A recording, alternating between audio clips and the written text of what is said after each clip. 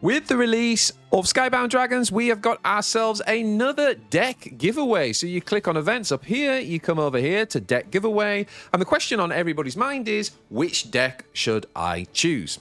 All right, that's what we're going to answer in this video. Let's dive in, take a look at the decks, and then we can make a decision on which is probably the best one for you. Okay, so we click on claim down here. I'm really keen to see the sword one as well, because if you remember, if you actually saw the advert for it, they actually didn't reveal what the sword one was. So what we're going to do is we're going to have a look at them.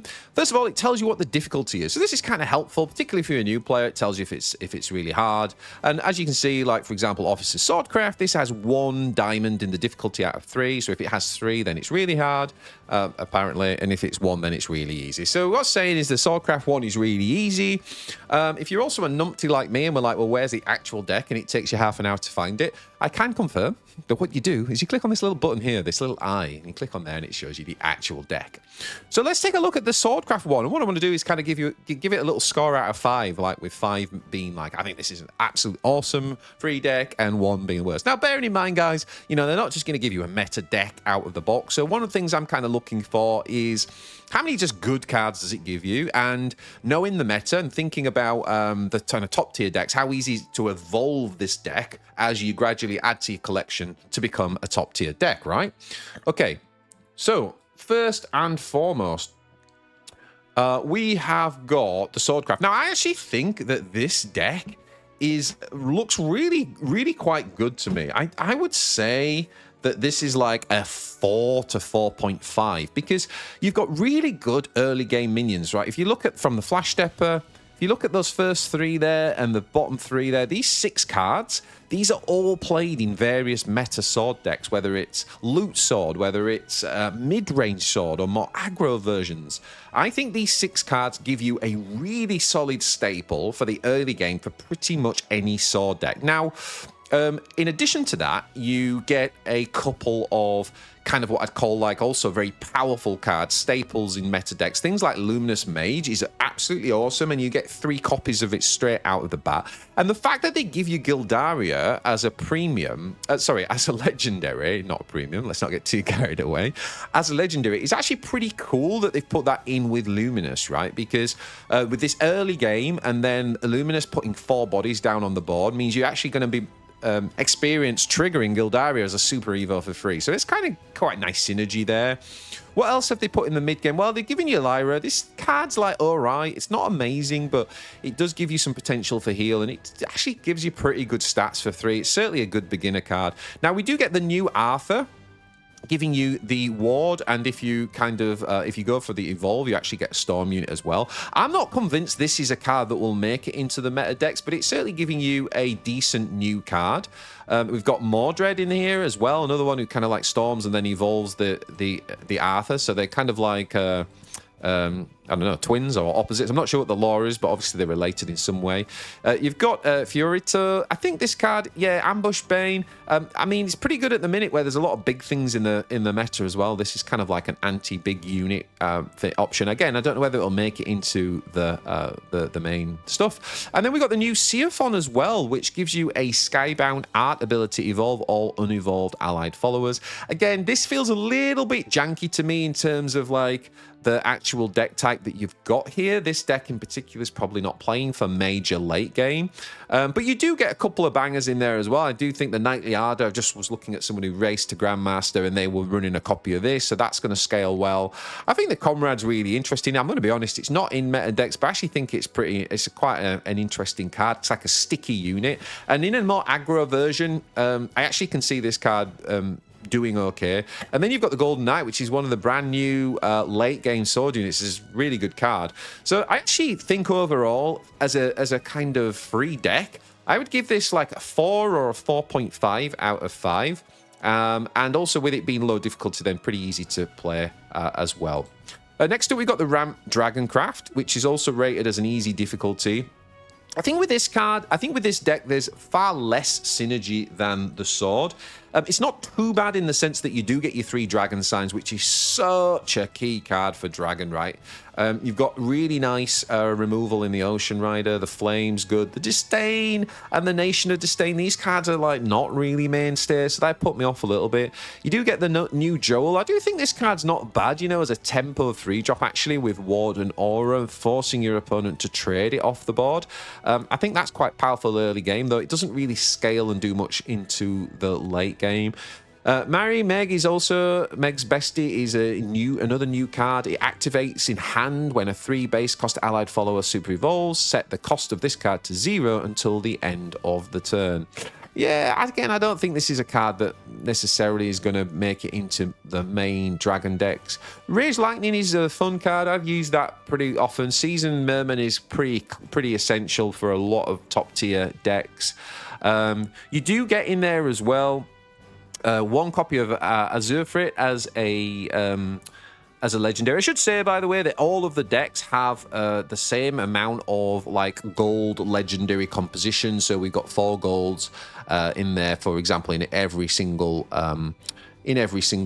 deck, and then obviously here we have got the Willness, the new Willness card, as well as the Azure Rift, however you say it. This card's pretty cool. I've seen a lot of people experiment. It's still early days, guys, so it's really hard to know like what's going to be top tier cards. But I think this is a really good addition. It's got the very powerful Intimidate and a really powerful Evolve. Right, this is going to help you clean up the board quite nicely in the late game. I do think things like Wise Garden Dragon, and I'm not even sure about Mugen yet. I mean, I love this guy. I love the art. It's really cool. But I'm not really sure if he's going to be good or not. It is super Skybound art, so you've kind of got to get very late into the turn count, although Dragon can get there, right, with the ramp. So overall, I don't think this is bad, but I don't think it's quite as synergistic and escalates quite as well as the Storm one. I'm going to give this like a 3, I think. Next up, we've got the Ward Haven. So the thing is with this Ward Haven deck is, for me, the things that I'm really happy about seeing are the Wilbert. Obviously, they're calling it Ward Haven, but to me, this isn't really that great a Ward deck, if I'm being really honest. Some of these cards you're going to drop, like you're going to keep the Knight of the Holy Order, right? And you're going to keep the Serene Sanctuary. This is a staple in most Haven decks. And you're definitely going to want to play Pact of the Beast Princess, the best 2-drop in the faction. But outside of that, there's a lot of experimental things in there. You never play Winged Lion Statue in a Ward deck. It's a really weird choice. Sorry, I should have included Blinding Faith in the really good stuff there. And you do get a single copy of Galleon. Now, I do think if you're going to play Wardhaven, this is going to be a 3 of in every deck. It's so good. So if you're very committed to this archetype, then it's cool, and you're probably happy to see that you are at least getting a single copy of Galleon. Whereas in the Dragon one, you didn't get a single copy of the new 5-drop that gives you the free ramp on Fanfare. So in that sense, this is slightly better. And you do get obviously the Wilbur. Wilbur is like the crux of a Ward deck, right? Because it means that for the rest of the game, the wards are going to have that buff. So overall, I just think that this has got some good cards in, but it's got a lot of jank in it too. I would say this is kind of like somewhere like a 2.5 for me, unless you're really set on playing this archetype, in which case the choices of what I like is the choices of the legendary cards are very good, in that Galleon and Wilbur are very good and very essential for that. So if you're very set on building it, then maybe I'd score this as a 3. But if you're just looking more generally, which do you pick to your collections, I'd maybe give this a 2.5. Evolution Forest, new kind of interesting archetype. When I look at this deck, guys, I just think that a lot of these cards are pretty janky, but I would say that it's actually not a bad basis for an Azudia deck, actually. We don't know what obviously Barrick just won the Shadowverse Open. Shout out to my guildmate Barrick, well done again. But you know, who knows what that deck's going to look like now we've got a new set. I'm sure Barrick's going to want to evolve his version, and other people are already coming up with different versions too. But there are some pretty key staples in there, you know, things like Congregant of Killing is such a great, amazing gold card. You know, the Erin, the Supplicant, the Cruel were all in Barrick's versions, as was the Hamulet. The Comet Drive's just an upgrade on the Bear Swipe thing, and he did have Fairy Convocations and Fairy Fences too, so there's quite a lot of cards there. So if you are interested in the Azudia deck, I would say then maybe give this a try. But if I was just looking at all of the different decks and thinking about you know, meta versions and what's going to be played, then I don't think this is very good. I'd say it's maybe about a 2.5. Also, it's apparently a moderate difficulty. I don't know how they come up with this difficulty rating, but there you go. Okay, Abysscraft. Now, Abyss is kind of interesting because we do get, you know, the major, I would say, Abyss decks have been mud and mid-range. There is an aggro Abyss, and there is also now probably going to be a build around kind of Belial, if you like. But what's this deck giving us? It's kind of giving us a mixture of sort of sticky, mid-rangey type deck with also a little bit of mud sprinkled in. So, you know, the Devotee, the Screaming of Loathing, the Supplicant of Entwining, the Castle of Entwining, the Reaper's Deathflash. These are really key cards in the mud deck, but you don't then have any of the payoffs. Like, you don't have the gold, the legendary, for example, Shamnacha. So kind of like not a great basis in that sense, because I always think, like, if you look at the Haven one, the legendaries were a good basis for the Ward. Maybe I was a bit harsh on the Ward one, because I guess the legendaries matter more in a sense.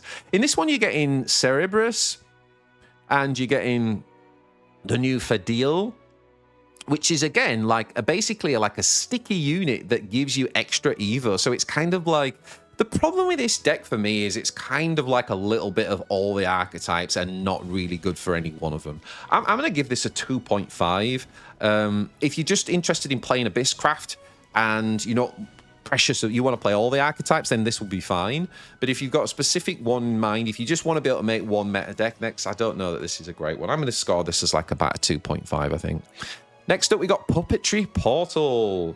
Now, Puppetry Portal is actually moderate difficulty, and the legendaries that we're going for are Orcus, which is absolutely the #1 most important legendary you need for puppets, and you're going to need 3 copies of them, right? So having that as one is really good.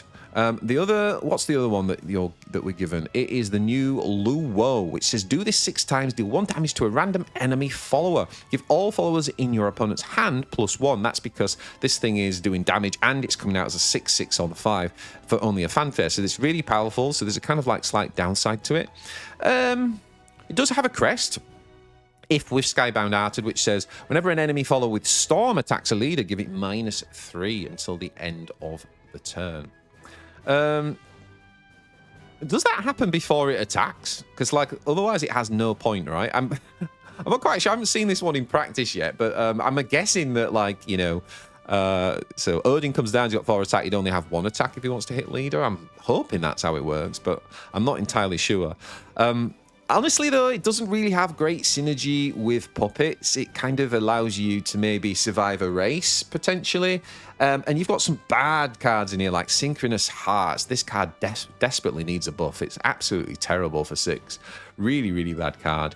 But it's got some really good, solid foundations in there, in the Puppet Cat, the Veer, the Lovestruck Puppeteer, the Medical Grade, the Puppet Theatre, the Puppet Shield, and the Wide Assault are all very playable and good. And I also think Gran and Jita is going to make its way into meta decks now, because the necessity to draw into your Orcuses is really good. And you've got Noah. So actually, I think this is about a 3 overall for me. Maybe a 3.5, actually. You're definitely going to ditch a few of these like Dross units, but it has got a really good foundation and it does give you the Orcus. So yeah, probably a 3.5. What I'd do here is be really looking to focus on getting the other 2 Orcuses, and then you're in a decent spot because you don't need a ton of like golds and legendaries for this. So yeah, it's one of the better ones for sure. And then Spell Runecraft, seen as a difficult one. So if you think about Rune, what's really interesting is Blaze Destroyer was a key card in the early spell boost, and it got dropped last season, but I've actually seen it coming back in. Some of the best spell boost players that have already hit Grandmaster are actually running 3 copies of this. One of the reasons for that is that we've got a more bodied on board kind of meta, which is, you know, I think I'm probably going to regret this in a few weeks, but I think I'm glad about that. I didn't like the whole everything's done from hand and having a board doesn't mean anything. I'd rather have big crazy boards and we've got to deal with them. But anyway, the point I'm making about Wondrous Water Personified is that this thing can give units barrier. And so having 0 cost 8/6s that you can play at the same time and then give them barrier is insanely powerful. So in a sense, I think Spell Boost might end up looking a little bit more like almost like a Season 1 build, but with obviously with Normans in there and whatnot. But you know, you get Anangria, which is a key staple, maybe yeah, it's certainly one of the best, you know, one of the best legendaries in the game. You get the Burgents in there, which are really nice for Rune Flames. I think Flames of Chaos is great, although you're probably not going to need 3 copies of them. William's fine in beginner version, and I think what will happen is as you grow your collection, you'll cut down on Williams and Snowmans. You might only have 1 of each of those. And then you've got things that like Stormy Blast and Raid. Yeah, these are good. I think the new Alchemist Flare is pretty good. I would say overall, though, you have still got a few cards in here. Oh, you've got 2 homework times. That's pretty good. You know, you're going to drop Runeblade Conductor, but it does synergize well. This deck does synergize really well with Spell Boost. The big thing you obviously haven't got is Decline, and that means that if you're going to play this archetype, you 100% need to be getting Q on and Decline for the finisher.